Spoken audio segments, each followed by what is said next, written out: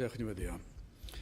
Diolch yn i ti unwaith eto, Dduw, am gyfle i ddod yma i geisio dy wyneb, ac i ni yn gofyn i ti bresynoli dy hun yn ein plith, ac i nerthu'n hyddoliad, a bydd y cyfan yn dwy'n clod i'th enw di.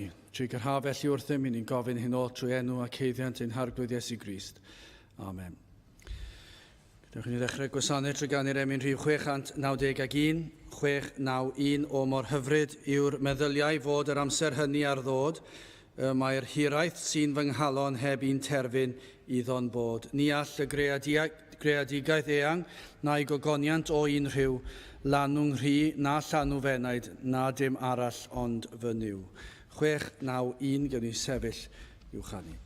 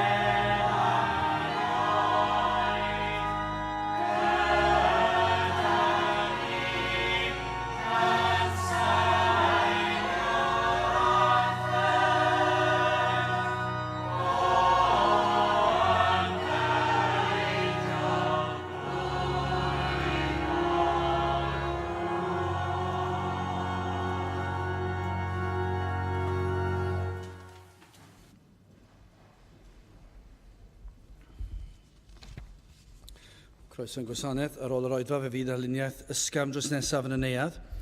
Fydd yn cwrgweddi misol yn cael ei chynnal ar y drydydd nos Iau o'r mis, sef nos Iau mis Medi, 19, Medi 18, am hanner awr wedi 7. Bydd yn hoedfa nesaf pnawn Sul am hanner awr wedi 3.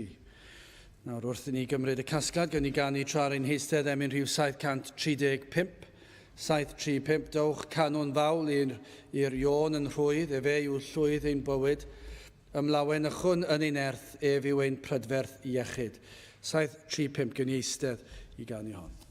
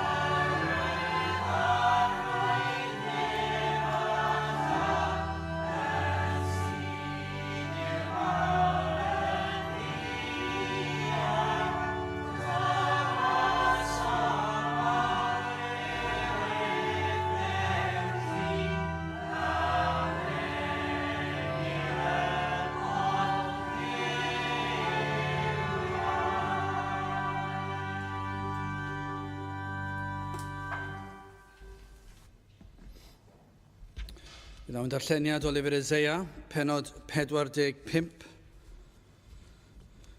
dechrau'n adnod 11. Eseia 45, adnod 11.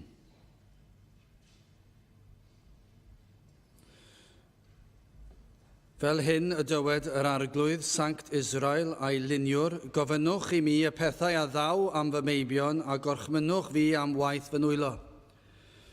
Mae fi a wneithym y ddeiar ac a greais ddyn arni. Mae fi fy nwylo i ystynasant yn efoedd ac archmynnais ei holl luoedd. Mae fi a'i cyfodais mewn cyfiawnder a'i holl ffyrdd a gyfarwyddaf, fe a adeiladaf yn unas, fe a ollwng fy ngharcharorion heb na gwerth na gobrwy medd arglwydd y lluoedd.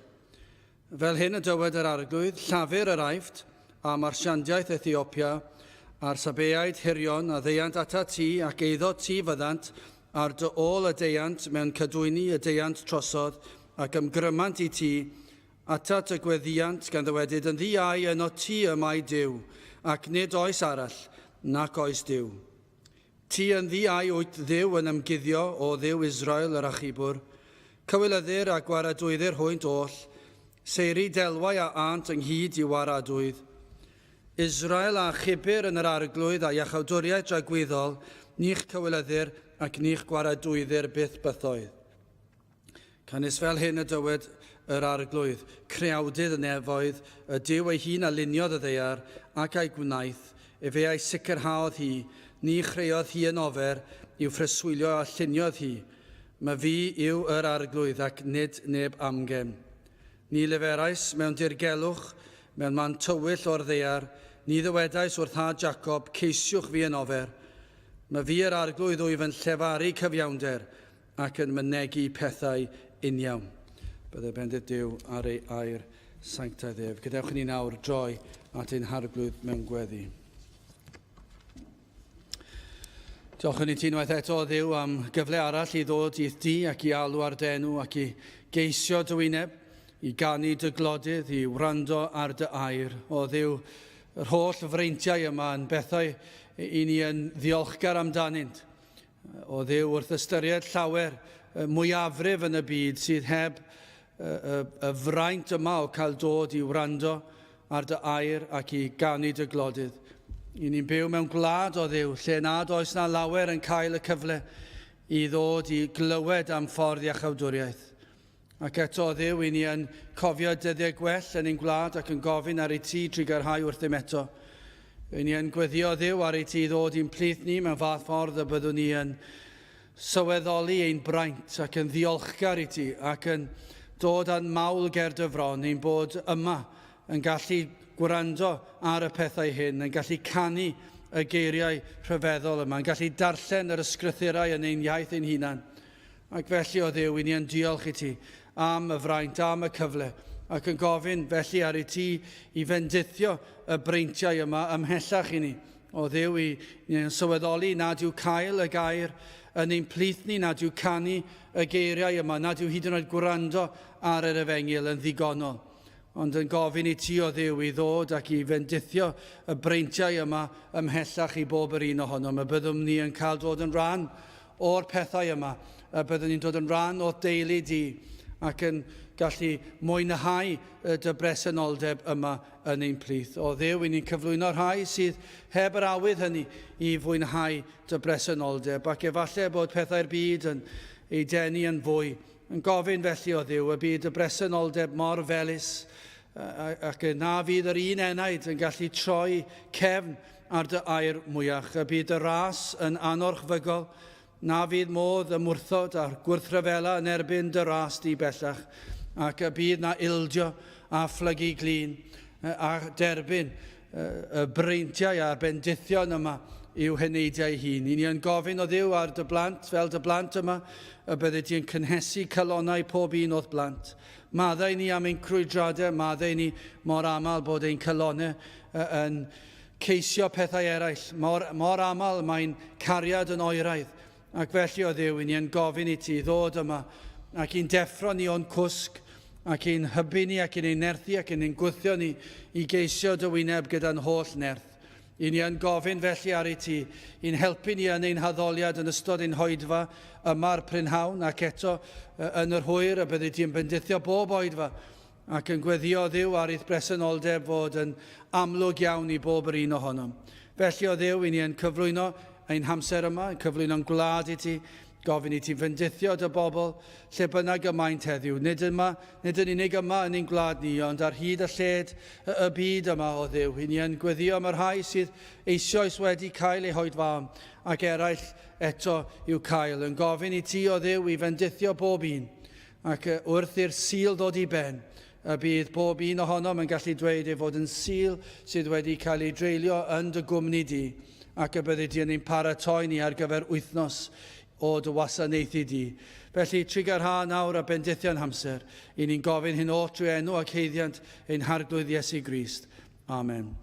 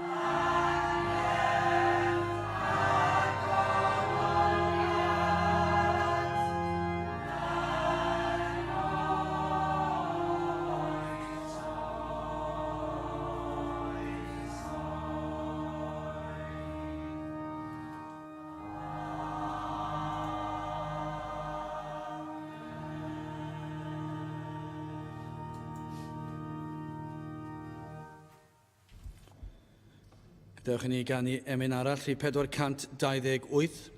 428 o Heda Efengil Dragwyddol ar gyflym a denydd y wawr. 428 gewn ni sefyll i'w chanu.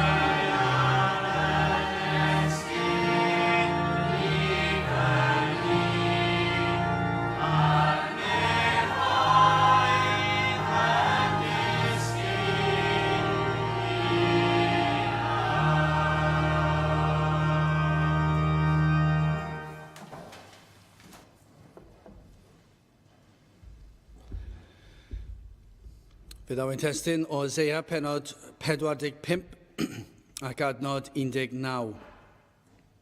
Isaiah 45 adnod 19. Ni leferais mewn dirgelwch, mewn man tywyll o'r ddeiar. Ni ddywedais wrth ha Jacob, ceisiwch fi yn ofer. Mae fi yr arglwydd wyf yn llefaru cyfiawnder ac yn mynegu pethau uniawn.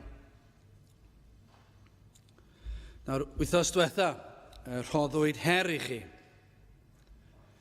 A gofynnwyd i chi ofyn i Dduw ddangos i chi pa ffordd ydych chi yn rhodio arni.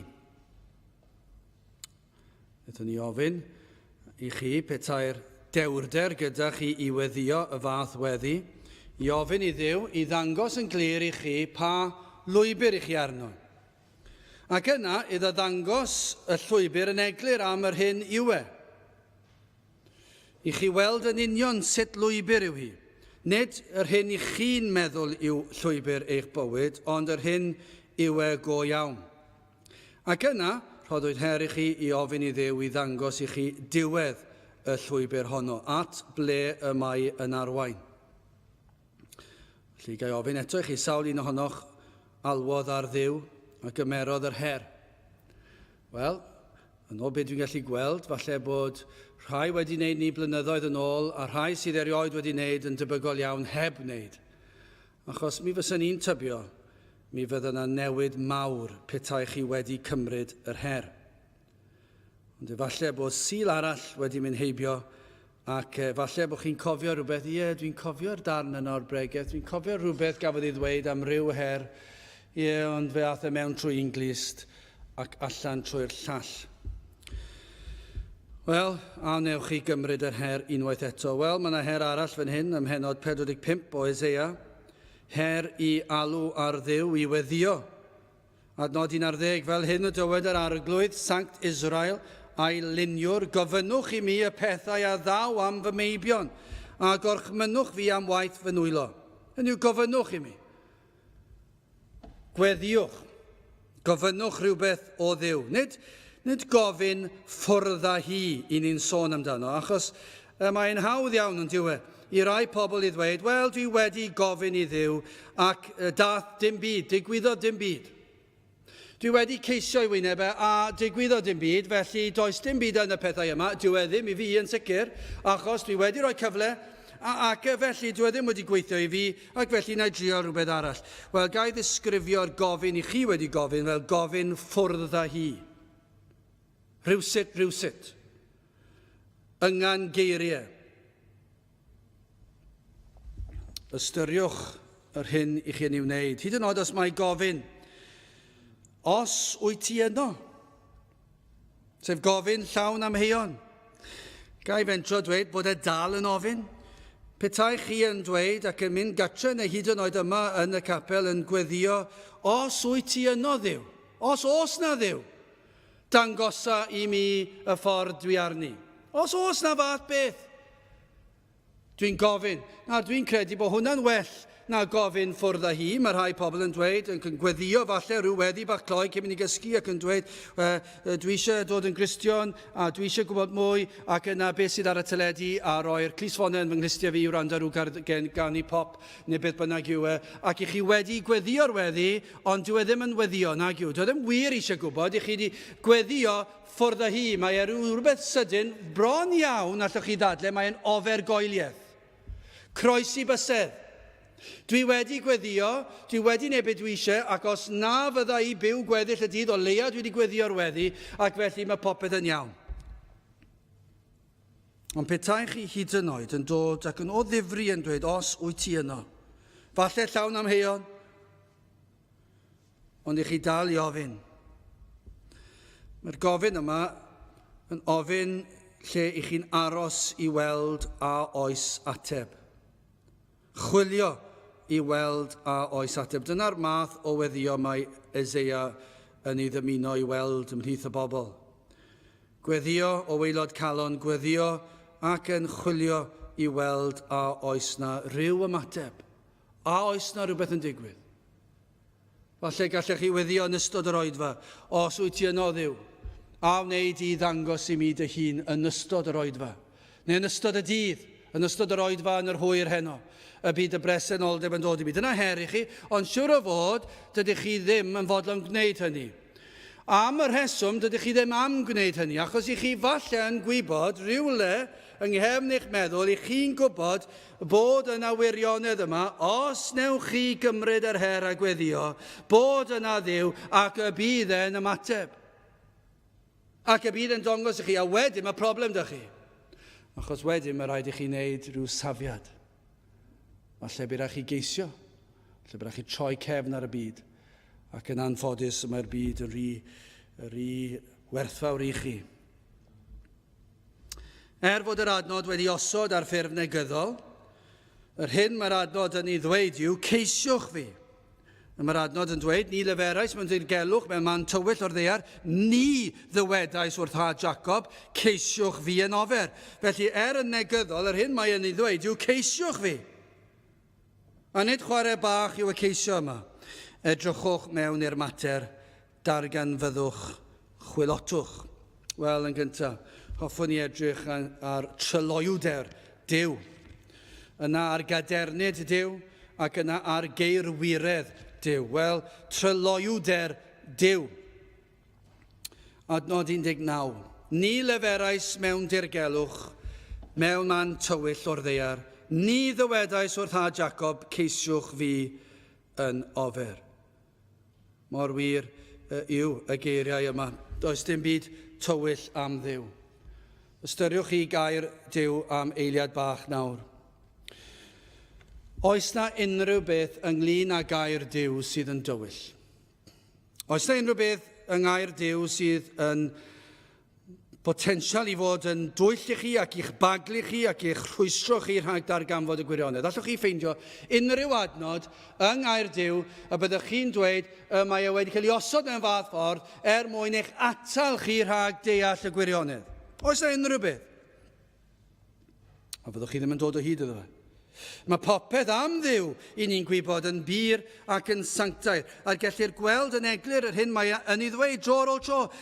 Does dim am ei eiriau sydd yn dwyllodrus, sydd am ein harwen i un ffordd mwyn ysgoi'r darganfyddiad o'r gwir, ond nid ni'n gweld mor aml yn y byd i ni'n byw ynddi, ond chi ddim yn ei weld yng ngair Duw. Pan mae Duw yn dweud rhywbeth, mae'n blwmp ac yn blaen mewn du a gwyn, mae'n amlwg beth mae'n ei olygu, mae'n dweud yn eglur beth mae'n ei olygu. A dyw e ddim i'ch arwain chi rhyw ffordd, rhag ofn i chi ddarganfod y gwir a bod yr gwir chi ddim yn ei hoffio, mae e yno, yn blwmp ac yn blaen. Yng ngair Duw, fe gewch chi popeth sydd yn angen reidiol ar ein cyfer. Popeth sydd angen arno ni. Ar gyfer bywyd, ar gyfer marwolaeth, ar gyfer tragwyddoldeb. Mae pob ateb yno sydd yn angen reidiol. Nid oes dim un ffaith bwysig wedi ei hatal, wedi ei guddio oddi wrthym ni. Does dim un ysgrifen mân neu ysgrifen bach fel ych chi'n cael ar ryw ddogfen gyfreithiol. Ych chi'n ei weld ac yn aml mae yna ryw dudalennau o ryw ysgrifen mân a does neb yn ei ddarllen ac os yw ar y we i chi os chi eisiau prynu rhywbeth, mae yna ryw focs bach ar y gwaelod a chi'n anghofio ticio'r bocs ac wedyn mae'n goleuo lan yn goch yn dweud ydych chi ddim wedi ticio eich bod chi wedi darllen ysgrifen mân. A pwy sydd yn darllen ysgrifen mân, beth ydych chi'n neud bydd rhaid chi cael gradd mewn yn y gyfraith ac bydd rhaid chi cael tua 2 awr i brynu rhywbeth sy'n costio £2.50. Ac mae rhaid chi ticio'r bocs yn cytuno gyda'r ddogfen gyfreithiol. Ac mae yna lon lle, a siwr o fod un o'r beth yw, os nad yw hwn yn gweithio, nid ein bai ni yw e. Os nad yw e'n cyrraedd yn iawn, nid ein bai ni yw e. Ac mae yna lon lle o dwyll mwyn eich atal chi rhag cael eich hawliau chi siwr o fod y cael beth chi moyn. A dyna yw cymdeithas, dyna yw'r byd. Mae e'n llawn sgrifen mân yn eich twyllo chi a chi ddim yn mynd i ddarllen e. Ond yng ngair Duw, does dim ysgrifen mân yma. Does dim un adnod i gael yn Matthew, yn Mark, yn Luke, yn Ioan, sy'n byd yn datgyddiad, does dim byd yn Genesis, does dim byd yn unrhyw un o'r proffwydi sydd yn rhoi rhyw ysgrifen bach sydd yn dwyll ac yn mynd i'ch rhwystro chi rhag darganfod y gwirionedd. Ond mae hwn mor wahanol i'r byd, mae e'n sicr yn wahanol i grefyddau'r byd. Yr argraff o'r adnod yma yw bod y diwiau paganaidd fe'i disgrifir hwy yn cynllunio'r hyn a ddywedant mewn tywyllwch, yr elfen yna. Wrth gwrs, mae'r diwiau paganaidd yma'n farw. Ond mae'r bobl sydd yn dod ati ac yn honni beth mae'r bobl yma, y diwiau yma'n ei ddweud neu ni ddim disgwyl ohonoch chi, maen nhw'n ei wneud mewn tywyllwch, maen nhw'n cynllunio fe yn yr ogofau. Y tu hwnt i gliw pobl ac mae'r holl beth am yr hyn a ddywedant yn dwyll ac yn dywyll. Ceir datganiadau dirgel anodd i deall, heb roi atebion ar gyfer bywyd. Ac yn sicr i chi ni chewch chi heddwch wrth ei dilyn. Os ych chi'n mynd i fynd ar hyd y trywydd yna, fe fyddwch chi'n ffeindio, fydd yn rhoi rhyw bleser i chi am gyfnod, efallai, os ych chi'n hoffi'r math yna beth. Ond ar ôl cyfnod, bydd dim heddwch dy chi. Fydd e ddim yn rhoi atebion i chi. Fydd e ddim yn rhoi sicrwydd i chi. Ac fydd e dal yn rhywbeth sydd yn rhoi dryswch i chi'n eich meddwl. Ac meddwl, dwi ddim yn deall hyn. Fydd yna rhyw reolau sy'n rhaid i chi cadw. Rhestr o ofynion, perer undodau sy'n rhaid mynd arnyn nhw. Gweddiau sy'n rhaid eu gweddiau. Ofer goeliaeth. Dyna i chi grefyddau. Ofer goeliaeth. Croesi bysedd. Sawl gwaith chi wedi gweddio dydd. Os ych chi wedi gwynebu'r ffordd iawn. Os ych chi'n gwisgo'r wisg iawn. Os ych chi'n gwisgo'r beth ar eich pen. Ddim yn gwisgo fer eich pen. Os ych chi'n dod fel ar rhyw amser arbennig. Os ych chi'n mynd ar rhyw berer undod. Os ych chi wedi gwneud y sawl gwaith yn ystod bywyd. Os ych chi wedi mynd i un lle yn ystod eich bywyd. Fyddwch chi'n iawn. Croesi bysedd, popeth yn iawn. Ac os nad ydych chi, dydwch chi'n torri'ch coes cyn mynd ar y berer undod. O, mae'n dod ar gan sicrwydd i chi. Dyma beth mae'r byd yn ei gynnig. Ond mae gair Duw yn rhoi pob ateb i chi. Pob ateb angen reidiol. Does dim un rhan o air Duw sydd yn gwrthweud rhan arall. Nag yw'n anrhyfeddol? Styriwch yr nifer o awduron ysgrifennwyd yn ngair Duw. Chi'n meddwl Moses, chi'n meddwl am Proffwydi, Matthew, Mark, Luc, Ioan, Pedr, Paul. Meddyliwch chi mae'r holl rei ddynion yna. Fi o dan arweiniad yr Ysbryd Glân, cannoedd o flynyddoedd rhwng bob i'r un ohonyn nhw, ac eto i gyd, o Genesis hyd datguddiad, mae pob un penod yn cyd-fynd yn union a phob un penod arall. Pa bynnag benod pigwch chi yn ngair Duw, mae e'n cyd-fynd ar athrawiaeth mewn rhyw ran arall o'r Beibl. Ac eto i gyd, yr oedd yna gymaint o awduron gwahanol dros gannoedd o flynyddoedd. Ac does dim un gwrth ddweud yno. Mae rhai pobl yn trial honni bod yna.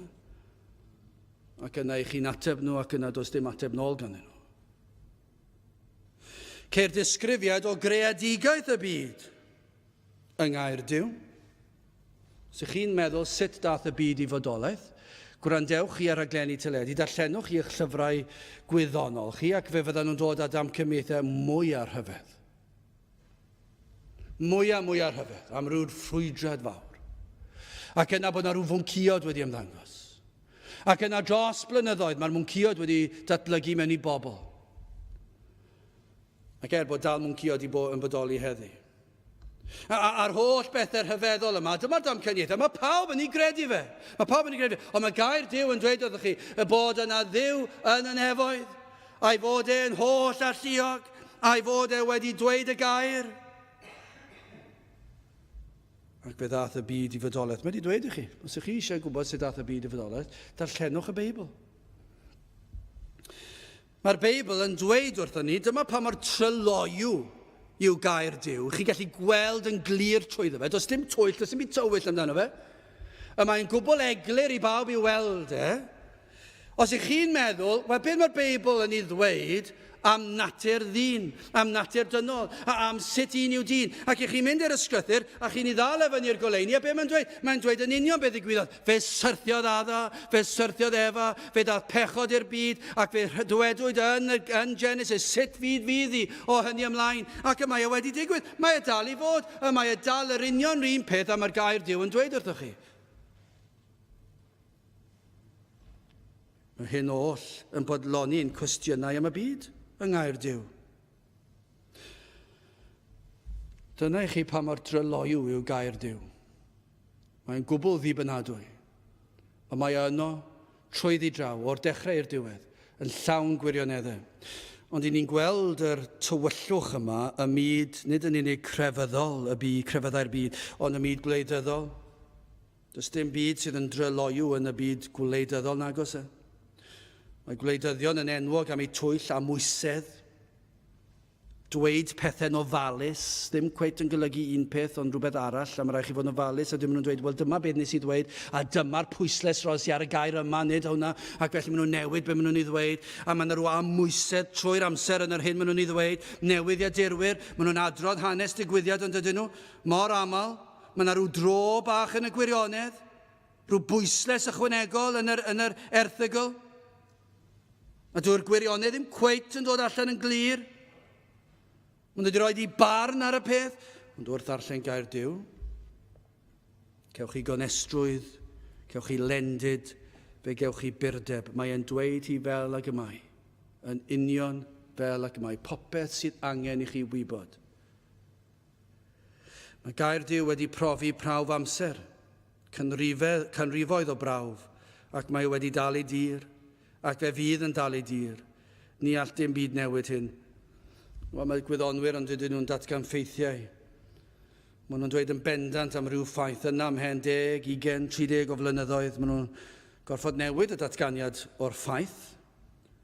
Yn gwrthweud yr hyn dywedon nhw'n hynt, ydy dweud, wel, mae yna rhyw oleuni newydd wedi dod ar y mater, ac felly mae'r ffaith wedi newid. Ffaith newydd nawr. Doedd y ffaith o'r blaen ddim yn ffaith, ond dyma'r ffaith nawr. Sa'n i erioed wedi cael y broblem na naddo. Ewch chi nôl at gyfnod Williams Pantycelyn. Oedd y ffeithiau roedd e'n ei bregethu, yr union yr un ffeithiau i ni'n ei bregethu. Ewch chi nôl at Dewi Sant.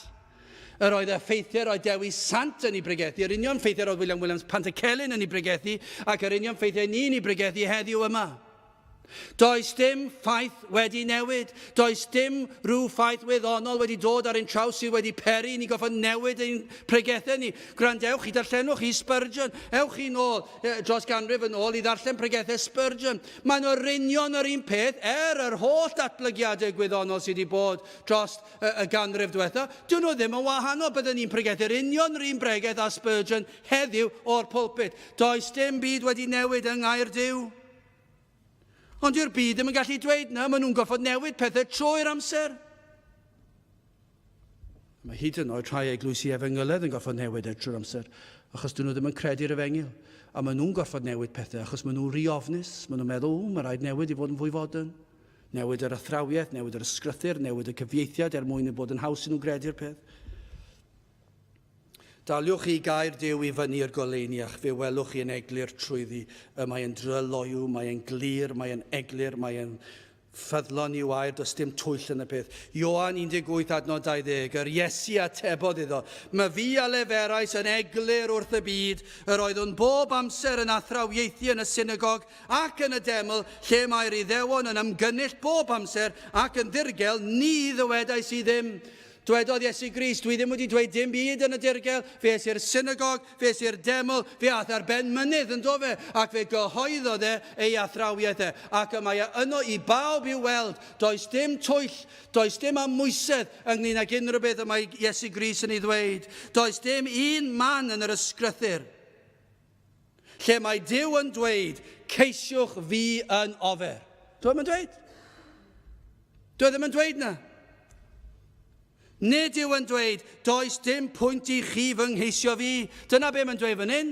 Dyma holl bwrpas yr adnod. Dyma mae'n dweud, dwi mor dryloiw ym mhob beth dwi'n ei ddweud. Dwi mor eglur, dwi mor lan a ffyr a sanctaidd. Dwi mor gywir yn yr hyn dwi'n ei ddweud. Dwi ddim yn dweud dim byd yn y tywyllwch. Dwi wedi dweud yn ddigon clir i bob yr un ohonoch chi.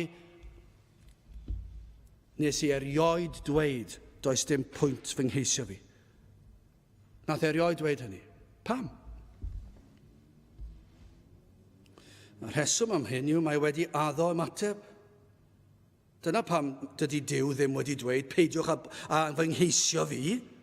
Dwi erioed wedi dweud y fath beth.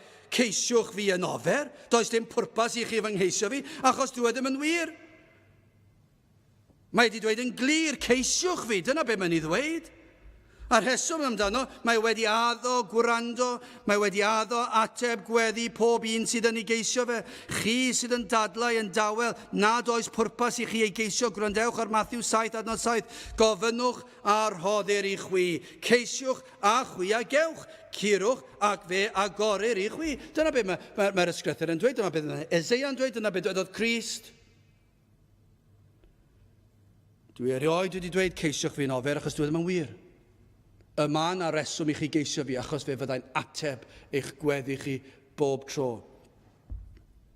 Dyna ddywedodd mae mor eglur, mae mor dryloiw, does dim twyll. I'r sawl sydd yn ei geisio yn y modd y dymunir, hynny yw nid yn yr ysbryd ffwrdd â hi, ond os i chi wir wedi ceisio, A holl galon, mae Ioan 6:37 yn enwog iawn, ond yw yr hyn oll y mae'r tad yn ei roddi mi a ddaw ata fi pam ar hwn a ddel ata fi nis bwriaf ef allan ddim.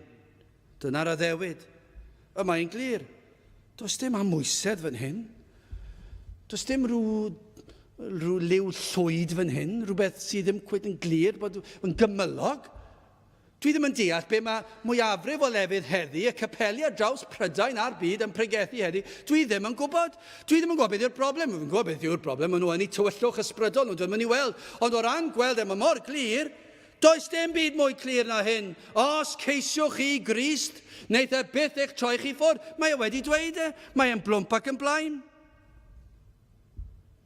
Yng ngair y Duw, fe ddisgrifir yn union beth yw Cristion.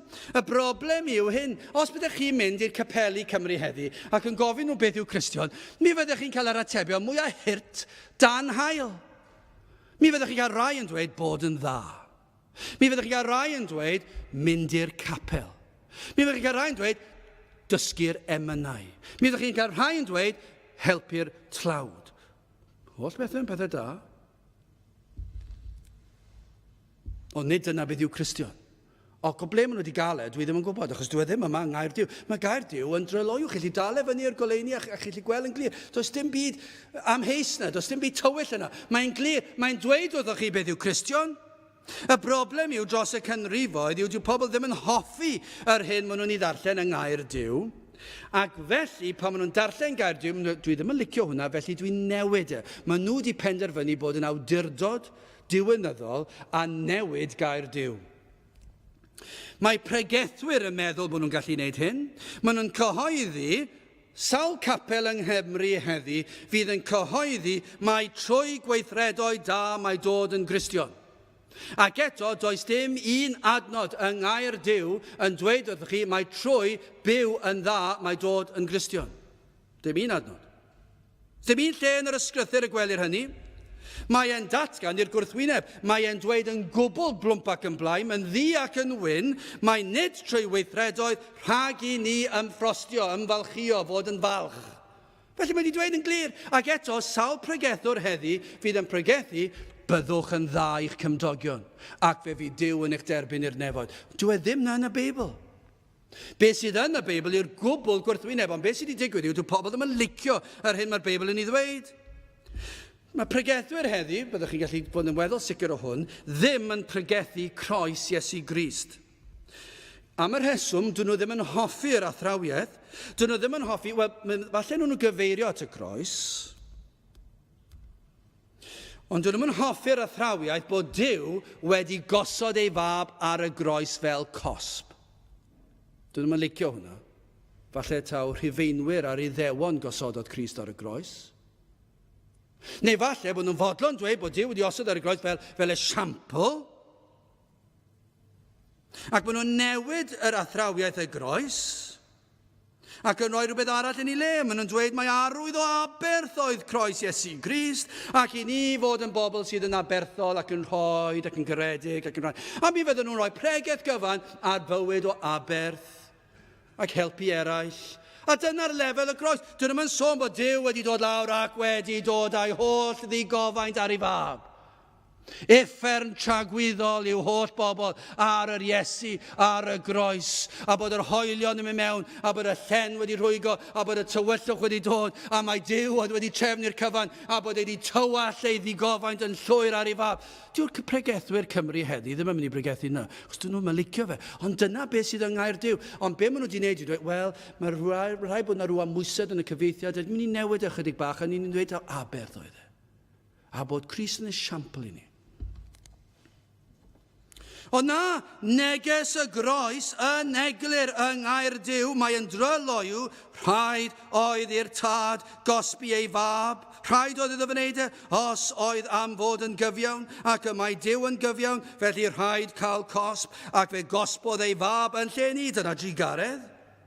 Ac mwyn ennill iachawdwriaeth i ni, rhaid oedd i Grist gymeryd y gosb yn ei lle. Adnod 19, ni leferais mewn dirgelwch, mewn tywyll o'r ddeiar, ni ddywedais wrth ha Jacob, ceisiwch fi yn ofer. Dyma ei ddwedodd e, dwi ddim wedi dweud ceisiwch fi yn ofer, mae wedi dweud ceisiwch fi. Mae yna bwrpas i geisio fi. Dwi wedi trefnu ffordd iachawdwriaeth ar eich cyfer chi. Mae fy ngair i'n gwbl glir.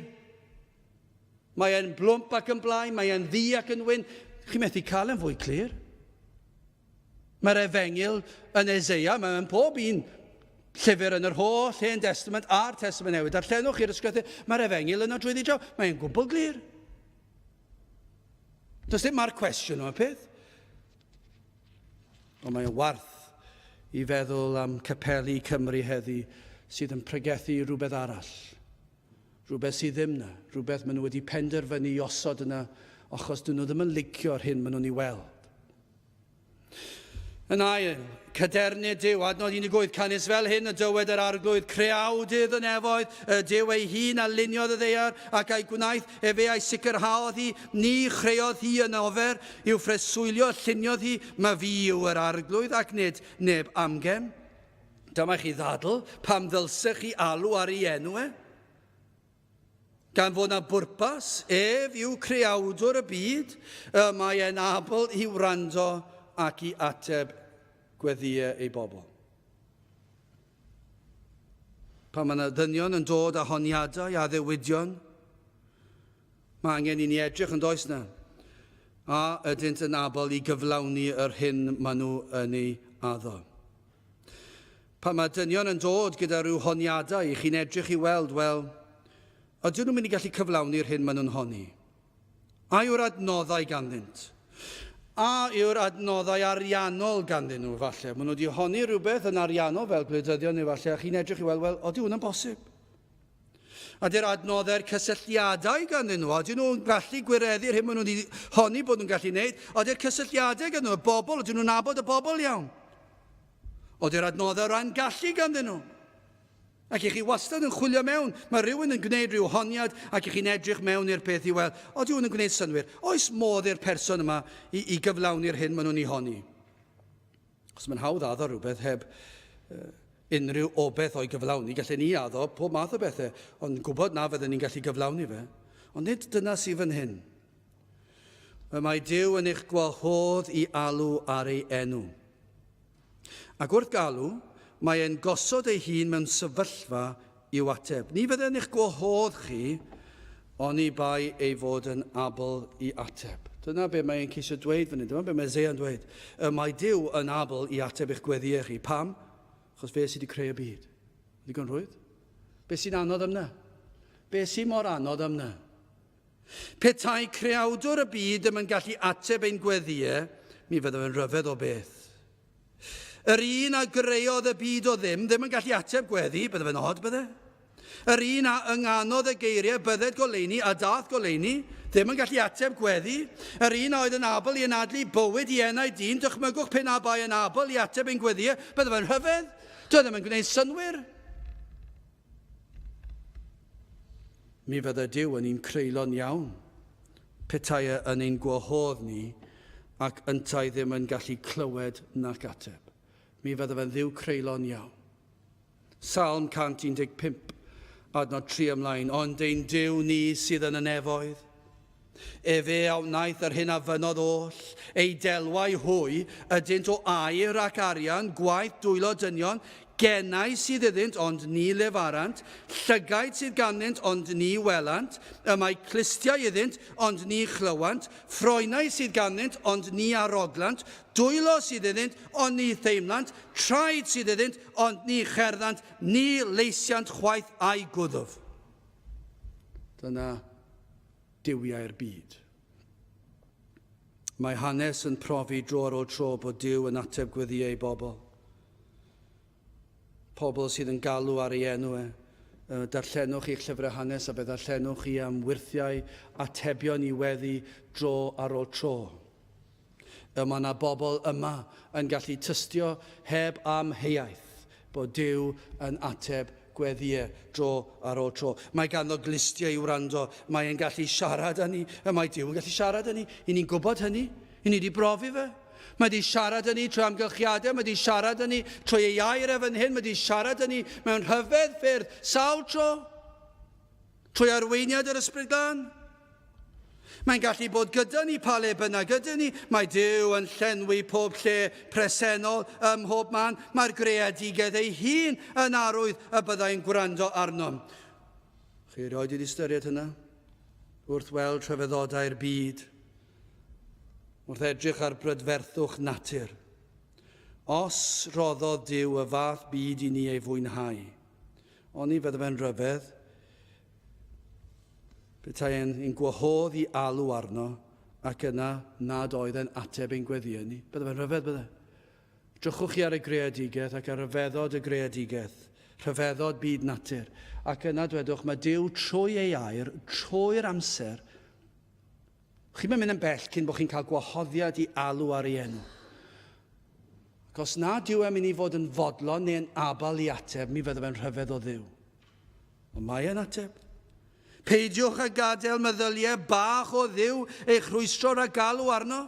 Peidiwch a gadael i hynny ddigwydd. Dyna'r broblem. Mae'r byd wedi creu rhyw feddylfryd bach o Dduw, rhyw greadigaeth o Dduw sydd yn ffitio ni'n dwylo ni. Ac i ni'n meddwl mai Dduw bach yw e, ac yna i ni'n cael trafferthion. Peidiwch a gadael hynny.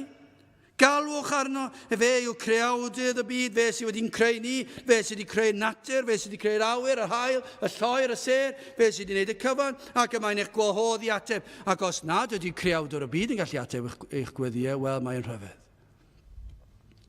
Wel, yn olaf, geirwiredd Duw. Ni leferais mewn dirgelwch, mewn man tywyll o'r ddaear. Ni ddywedais wrth ha Jacob, ceisiwch fi yn ofer. Mae fi yr arglwydd oedd yn llefaru cyfiawnder ac yn mynegu pethau uniawn. Chymod o ystyried popeth dywed Duw, mae yn dryloiw. O ystyried y nerth a'r gallu sydd ganddo, mae ef yw creawdwr y byd. O ystyried ei geirwiredd fod pob dim y dywed yn wir, ac yn ddibynadwy, does dim syndod iddo ddweud felly, ni ddywedais wrth ha Jacob, ceisiwch fi yn ofer. Dwi ddim wedi dweud e. Ceisiwch fi yn ofer, mae yna bwrpas i'w geisio fe. Galwch ar fy enw fi, ceisiwch fi. Ynglwm â'r gwahoddiad, y mae cadernid am ei nerth a'i allu. Dyna chi rhyfeddod yn y gwahoddiad. Chi methu ei ysgaru fe o'r cadernid a'r nerth. Mae'r gwahoddiad ynglwm â natur Duw. Mae e'n gadarn, mae e'n holl a lluog, mae e'n nerthol, mae e'n abal i ateb gweddiau i bobl. Ef yw creawdwr y byd. Ynglwm â'r gwahoddiad, mae tryloiwder pob un o'i eiriau a'i weithredoedd. Edrychwch chi ar ei athrawiaeth, edrychwch chi ar ei weithredoedd e. Mae ei weithredoedd e'n gweiddi allan. Pan dwi'n gwahodd chi, mae yna bwrpas i'r gwahoddiad. Ac fe fyddai'n ffyddlon i fy ngwahoddiad. Ceisiwch fi, gan y byddaf yn gwrando, dyna be mae'n dweud, ac yn gallu bodloni a chyflawni'r hyn y gyfynwch ohonof. Salm 91 adnod 15. Efe a eilw arnaf, a mi a'i gwrandawaf. Mewn y byddaf fi gydag ef, y gwaredaf ac y gogoneddaf ef. Mae'n mynd i wrando. Eseia 30 adnod 19. Efe a eilw arnaf. Dwi wedi cael yr adnod anghywir fyna. Matthew 7 adnod 8. Canes pob un sydd yn gofyn, sydd yn derbyn, a'r neb sydd yn ceisio, sydd yn cael, ac hwn sydd yn curo ar agored. Rhufeiniau 10 adnod 13. Canes pwy bynnag a alwo ar enw yr arglwydd, cadwedig fydd. Dwi ddim yn deall yna. Dyna be fydd yr rhai pobl yn dweud. Dwi ddim yn deall yna. Pam dydych chi ddim yn deall e? Be sy'n fwy rhoedd?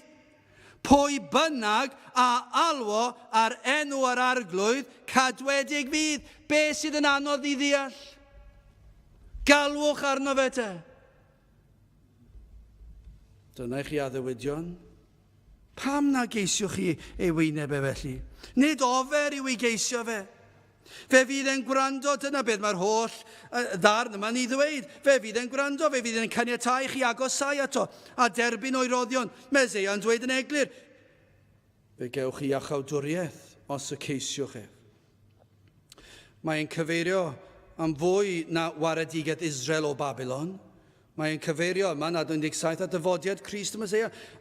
Chydig adnodau nôl o'r Testyn a 17. Israel a chibir yn yr arglwydd a iachawdwriaeth dragwyddol. Mae'n amlwg bod yn golygu mwy na cael ei cenedl yn cael ei rhyddhau o Babylon. Mae yna fwy fyna. Mae hwn yn cyfeirio at yr un sydd yn mynd i ddod â iachawdwriaeth, yr arglwydd. Mae'n cyfeirio at Grist, at y Meseia, Israel. Mae Eseia blynyddoedd cyn i Iesu Grist cael ei eni yn dweud, Israel a chibir ble yn yr arglwydd, sut gyda iachawdwriaeth dragwyddol, ni'ch cywilyddir ac ni'ch gwaredwyddir beth bythoedd, fe fyddwch chi'n cael eich achub am dragwyddoldeb. Sut yng Nghrist Iesu yn y Meseia, fe ddaw Crist yna be Meseia yn dweud. Fe fydd Crist yn dod ac fe fydd yn darparu ffordd iachawdwriaeth. Fe ddaw'r Meseia ac fe fydd yn byw bywyd perffaith yn eich lle chi. Fe ddaw ar hodio llwybr unig, holl ffordd at y groes ac fe gymerith e'r gosb ar y groes. Meseia yn dweud, ceisiwch hwn. Yr un sydd yn prynu eich gwaredigaeth chi, yr un a dalodd y pris trwy dywalliad ei waed, mae ei eiriau yn gyfiawn.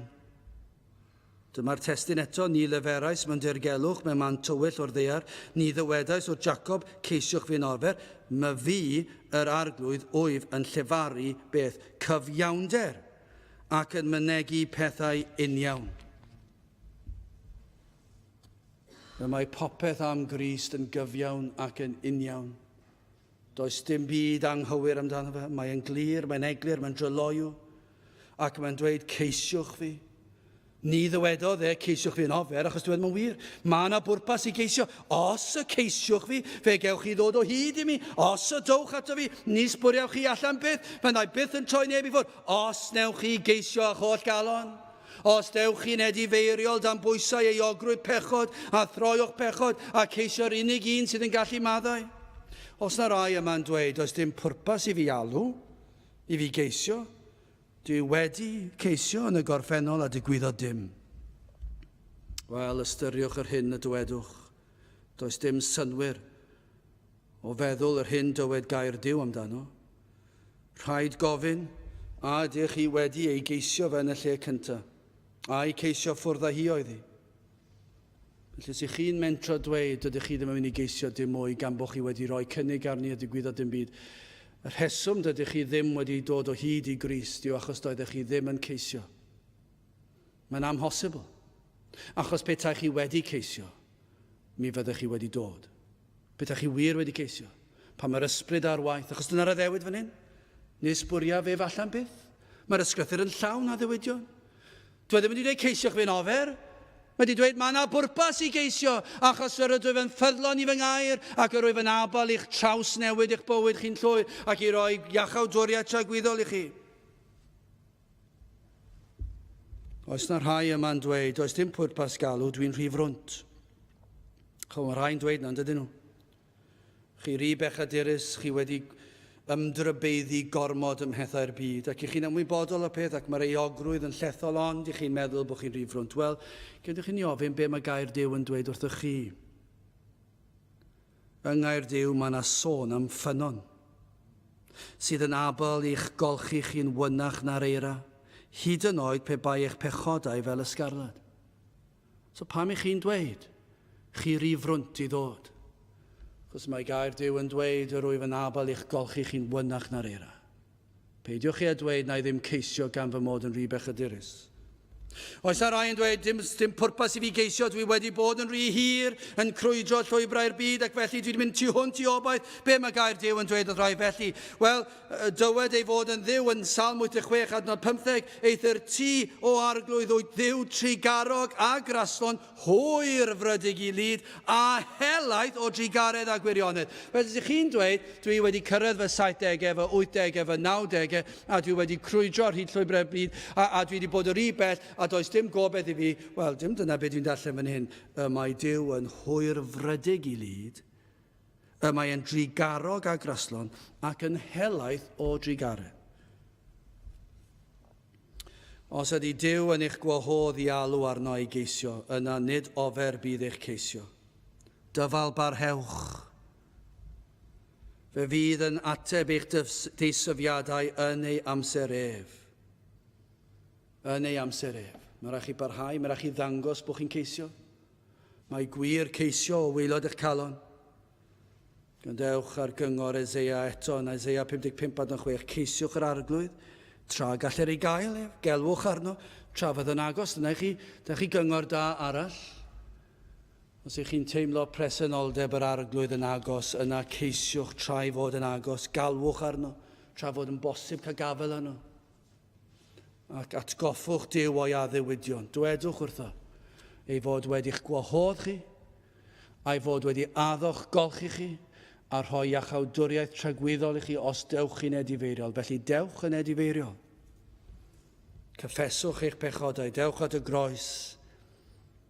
Atgoffwch Dduw o'i addewidion yn yr efengyl, ac fe fydd yn ffyddlon i wair oherwydd hyn, ni leferais mewn dirgelwch, mewn man tywyll o'r ddaear. Ni ddywedais wrth ha Jacob ceisiwch fe'n ofer, mae fi yr arglwydd wyf yn llefaru cyfiawnder ac yn mynegu pethau uniawn.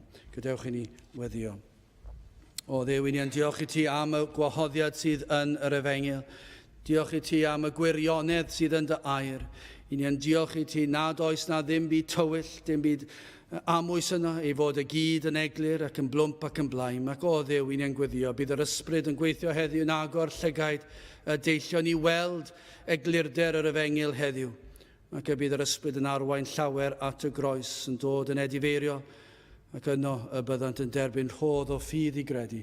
Teir gweithio ein plith, ni'n gofyn hyn o trwy enw ac heiddant yn harglwydd Iesu Grist. Amen. Diolch i ni orffen i'n gwasanaeth drwy ganu'r emyn rhif 471. 471. Mi glywais lais yr Iesu'n dweud, teir data fi yn awr, flenderog un cei ar fy mron, roi pwys dy ben i lawr. Mi ddeithim at yr Iesu ci yn llwythog dan fy nghlwyf, gorffwysfo gefais ynddo ef a dedwydd wyf. 471 gen i sefyll i'w chanu. Thank you.